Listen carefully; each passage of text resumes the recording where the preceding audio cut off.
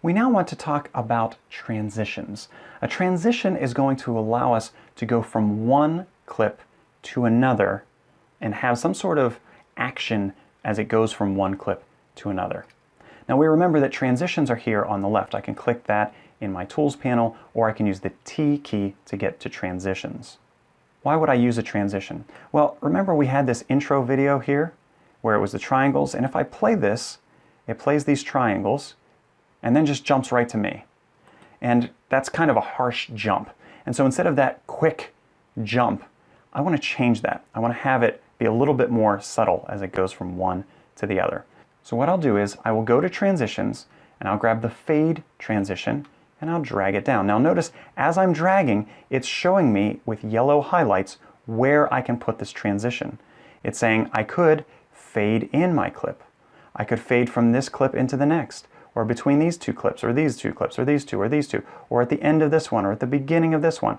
I can't fade my audio tracks. It just makes sense. Fading is something that you can only do visually. You're not fading something visually with these audio tracks. Now we'll talk about audio fades in a little bit, but right now it's showing me exactly where I can and can't put this fade transition. So I'm going to go here and I'm going to put it between these two. Now as far as the transitions go, I don't want you using most of these. All right, most of these are not as professional as I would prefer. It's something that you might do if you're having fun, or if this was just, like for a family video or something, you might want to use them. But for the most part, I'm not going to. I'm going to use fade. I could use fade through black.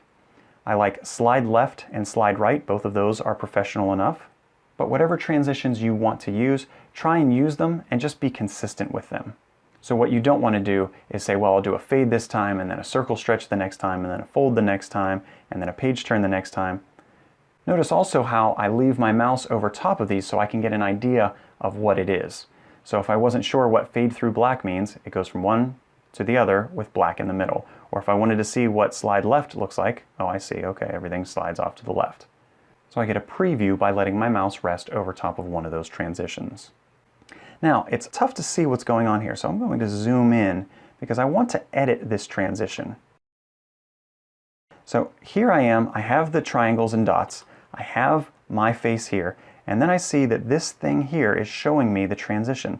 Now as I look at it, I see a few things. One, when I let my mouse rest over it, it tells me the type of transition it is. It says that it's a fade. It tells me when it begins and when it ends, and its duration. So it says that this is going for 1 second. So remember, there are 30 frames per second. So that means if this transition is 1 second long, then 15 frames are on this side, 15 frames are on this side. So as I try to stretch this and make this longer, I can see that it's increasing by multiples of 2 because it needs to put 1 on either side. So I can say, 1 second and 10 frames, 1 second and 12 frames, 1 second and 14 frames. All right? So it's very easy to change this duration just by clicking and dragging. Now another thing I can do is if I said I wanted a different transition, I could grab that different transition and drag it down here and just replace it. And now it says I'm using the flip transition, or I'm using the slide left transition. Well, I don't want that. I want to use fade, but I just wanted to show you that if you happen to grab the wrong one, or you want to test one, you can get it to the duration you want, and you can just drag another transition to its place. So you'll notice when I drag a transition down to a clip, it has a set time. In this case, it's set at 1 second. Now, this first one, when it came down, it was also at 1 second. Perhaps, though, I want it to be longer. Maybe I want most of my transitions to be 2 seconds, or I want them to be half of a second. I can change that under Preferences. So I can go to Edit, Preferences, or Control and the comma key, and I can go to the Timing tab and change this transition duration that's default.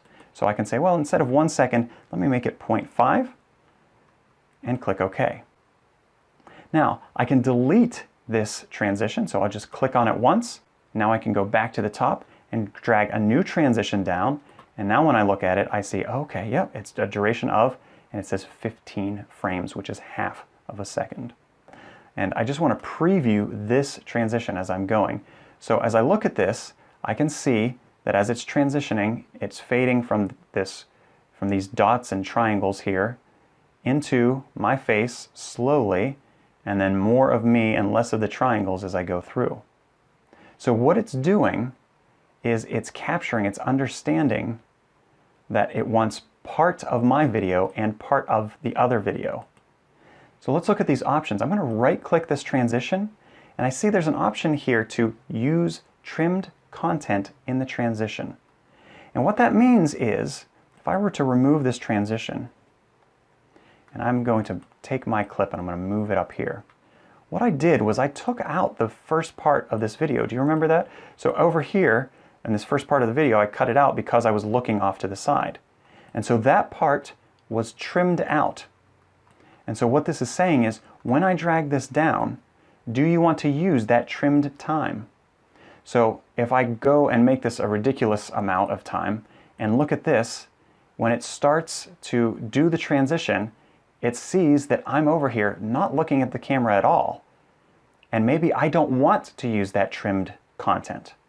All right, so it's not until closer to here that I want to include it. Now again, I wouldn't use that, but occasionally I do have some footage where there are things that I don't want included, like me sitting here looking like this, or me looking away.